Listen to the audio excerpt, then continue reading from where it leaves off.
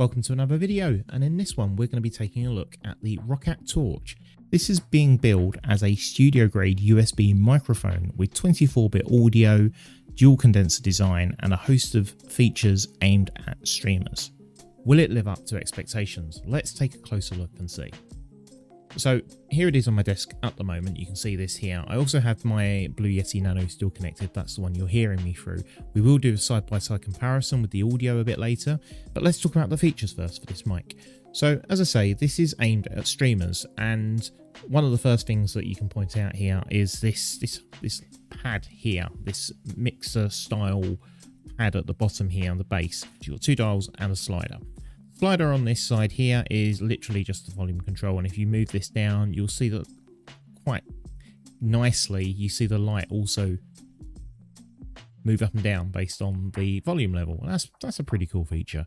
The middle one is your Windows volume. So this actually controls, if you start to turn this down, it will adjust the Windows volume on your PC.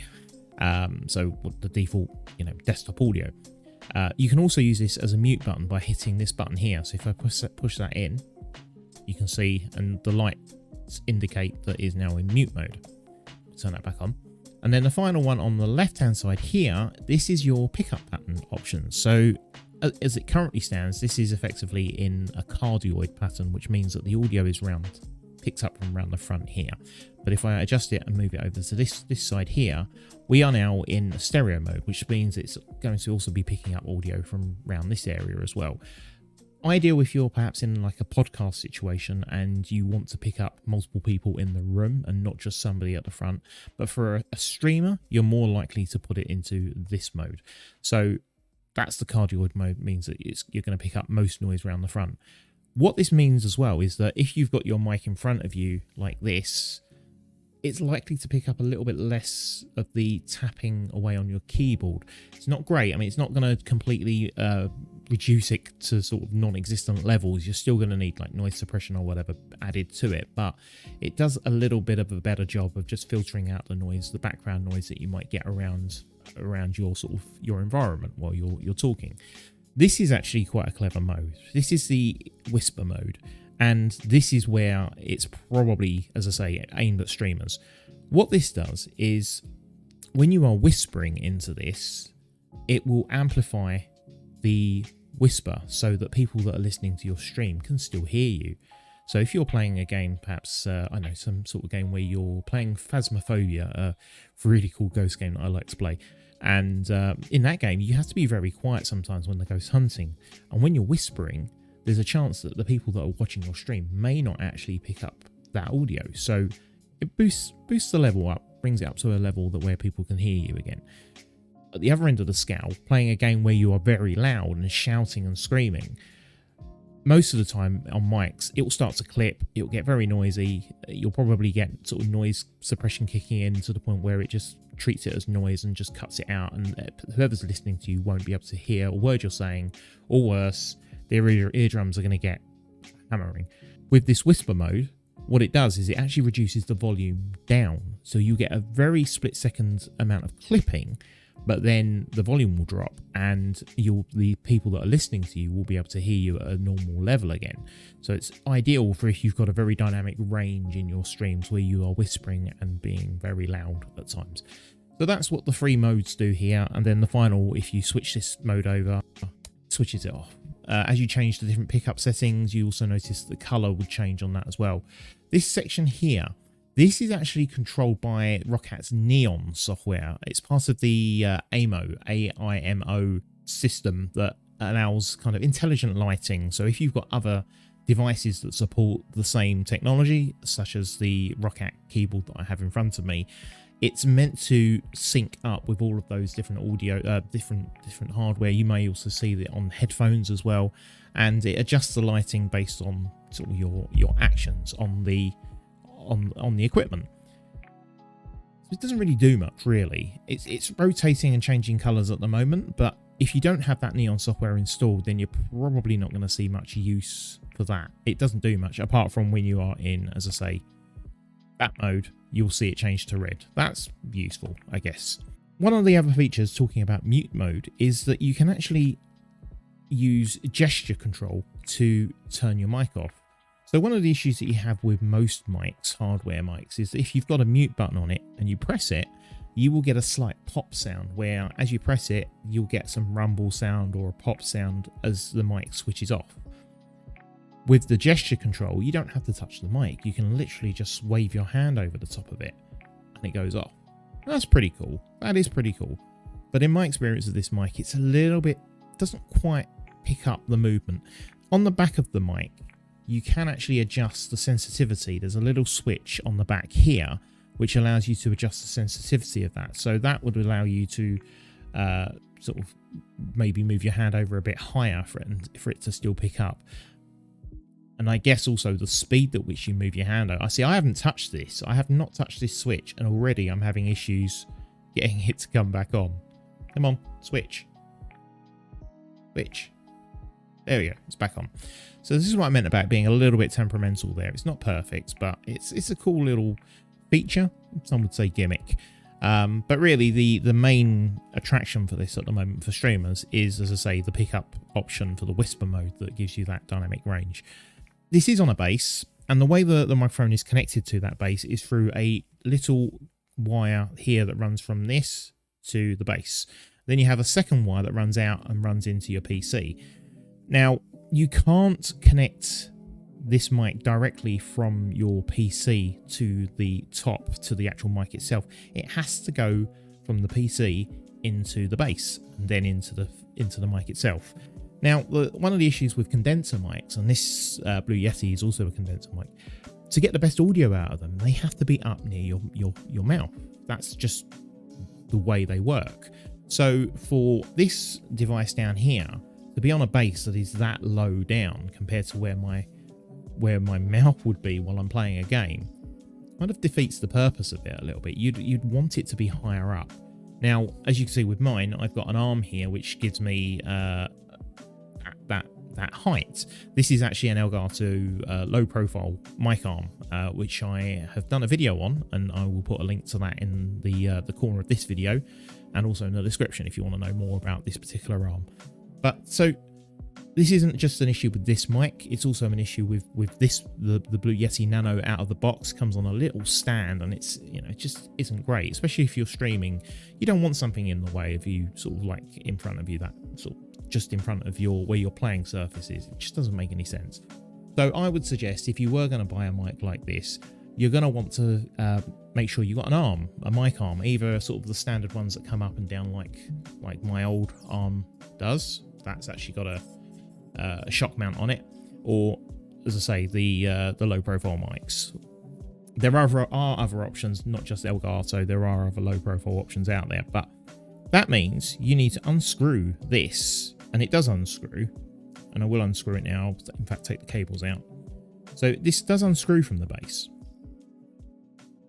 as you can see. But what that means is, once you attach this to an arm, the base still needs to be connected to the mic. Thankfully, Roccat have supplied an alternative version of this cable here, which is much longer, and that allows you then to connect your base to your mic, even if the mic is connected to an arm. But that does mean that you're going to need to think about cable management. So otherwise, you're just going to have this cable running down from the mic down to this, because this needs to be somewhere near, somewhere near where you can actually touch it and control it. It's not just going to run down the back of your desk and into your PC like you probably have on most mic setups, as is mine. So that's just something to be aware of around cable management. It's, in my view, probably going to make it a little bit of a messier solution to this. The other thing about this is that once you actually take the mic off, this part here is welded in. This is part of the base. You can't remove this part, so you end up with this thread here. This is a 1/4 inch thread on this. So unless you can find a use for connecting this, maybe a little mini cam to have a second camera pointing at you, something like that, I don't know. But unless you can find a use for that, it's just going to be sitting there looking a bit rubbish, really. So that's in my view another kind of design flaw really around this. But as I say, generally speaking, it's quite cool to have these hardware options where you can control your settings. Kind of, it's moving towards, it's like a bridge between the standard USB mics that you would normally have versus sort of the Go XLR setup that you'd have if you were willing to spend a bit more. As I'm currently still using USB mics, this is kind of a mid-range mic between the lower end mics that you might get and the more expensive. Then there are some super expensive USB mics, particularly ones that have Go XLR support as well as the USB connection. So that's something to consider in terms of the price range. This Roccat Torch is around about the same price at the moment as the Blue Yeti Nano in price, so that's a fair comparison. I also will be comparing these to a Wave 3 from Elgato at some point, which is a bit more expensive.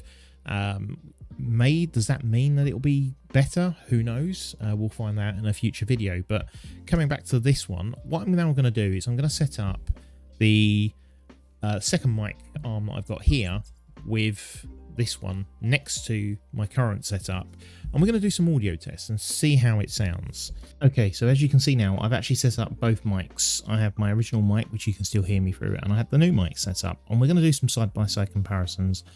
I'll start by turning off the noise suppression and the effects on my original mic, the Blue Yeti, so that I can do a comparison between the two in its default state. This mic at the moment, the Roccat Torch, is essentially set up the same way on a cardioid pattern as is the Blue Yeti. Let's start with that and see how this sounds. Okay, so now this is how my mic would normally sound. You can now hear quite clearly the projector, the PC fan noise. No, it's noisy. So we've now got a good baseline to sort of compare this to the Roccat Torch. So now I'm talking on the Roccat Torch, currently in the cardioid mode, and if I start to adjust the various settings, so if I start to adjust the volume down, you can see that I'm still talking at a normal level, but if I bring it back up, then that's back to top level. So this is the cardioid pattern. This is the closest match to how my Blue Yeti would sound if it was, no settings changed, just clearly cardioid mode only. We're now going to start trying out some of the other pickup options on the Roccat Torch to see how it sounds. So as a sound test at the moment, if I come into here and start typing away in this box over here, so this is me typing on my mechanical keyboard with the Roccat in cardioid mode. I've now switched it into stereo mode, and there will probably be a noticeable difference in how I sound already by doing that, because you'll be hearing more background noise. And if I type now, there may be a ever so slight increase in tapping noises as well. I've now switched it over to the whisper mode. Now this is the mode that I said is probably best for streamers, because if I start talking in a whisper like this, then it should still pick up the audio quite nicely compared to my other speaker, my other microphone. And if I get really loud, then hopefully it will have reduced the clipping and brought it back down to a normal level. Just to make sure that this is a fair test, I'm going to use the original Blue Yeti and whisper into that, and then we'll compare the two different mics one at a time. So I'm whispering into the Roccat at the moment, but now I'm whispering into the Blue Yeti Nano, and I don't know how much different it will sound by doing that, but we'll find out soon. Okay, so we're now back on the Roccat Torch. I've got to remember which one's which. Anyway, so we are currently on the Roccat Torch. Now, I think what would be a nice comparison now is if we test out the two audio using, maybe just add some noise suppression in there. Let's see what happens when we add noise suppression into the mix. So I've now added noise suppression into the Roccat Torch. This is still in whisper mode. So if I whisper like this, how does that sound? Is it better or worse than it was before? Can you still hear me? Now I'm going to put it into, this is now the cardioid mode. And again, this is effectively the way I would normally set my Blue Yeti Nano up. Cardioid, audio around the front. So this is how it would normally sound with just the noise suppression and nothing else. No additional effects, compression or anything like that on the mic. So there will still be a difference to how I sound now versus how I would normally sound on my videos.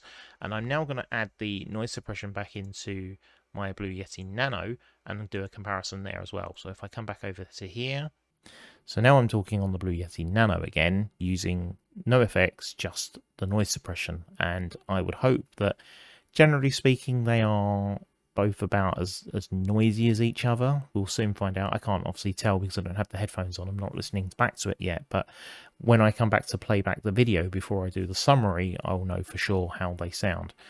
One final test we're now going to do is we're going to layer the, we're going to route this audio mic audio rather, through the effects that I normally use on my Blue Yeti Nano, so that it's back to kind of a like-for-like sound for, like, is this Roccat Torch capable of producing the same sort of sound that my Blue Yeti Nano would be for my videos? So let's try this next and see what happens. So I'm now using the Blue Yeti Nano again, but now I'm using the effects as well on top of the noise suppression. So this is how I like the sound when I'm doing my streaming and when I'm doing my YouTube videos.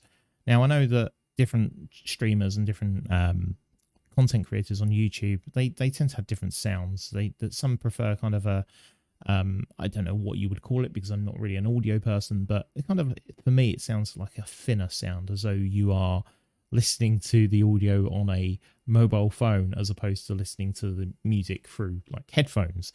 Whereas I tend to prefer this kind of thicker, warmer sound. I hope that makes sense.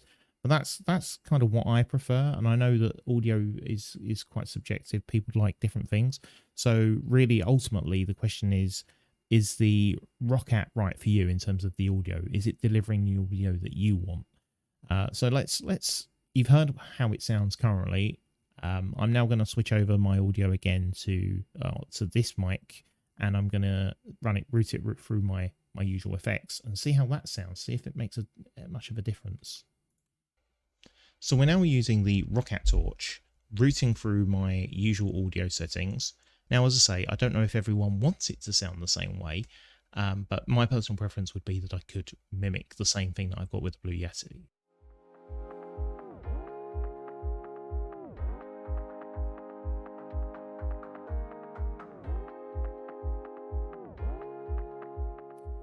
So I've now listened back to the audio of the two mics in comparison. Let's talk about the pros and cons of this mic. Pros? It does produce a good sound. There's no denying that.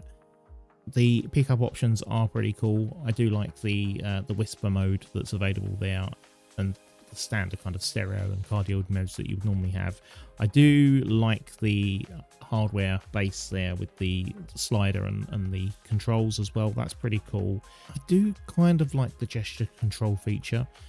It just is a little bit flaky for me, so I'm not really going to call that out as a pro right now. In terms of cons, the fact that you have to have it on a mic arm really to get the best out of it, as you would with any condenser mic, that isn't necessarily a con as such. What is a con for me is the fact that by doing so, you then have this issue with the cable management of, like, you know, routing, because you have to have a cable that runs from the mic into this.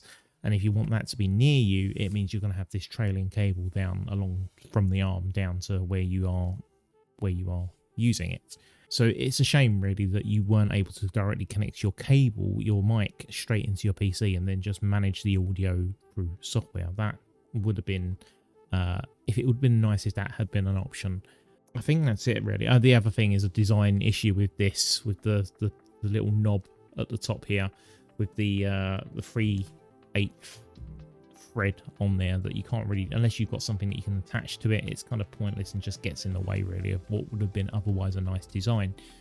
So yeah, I think that's the pros and the cons for this. In terms of numbers, if we were going to sort of do some numbers out of 4 out of 5, then perhaps feature wise, as I say, it is aimed at streamers.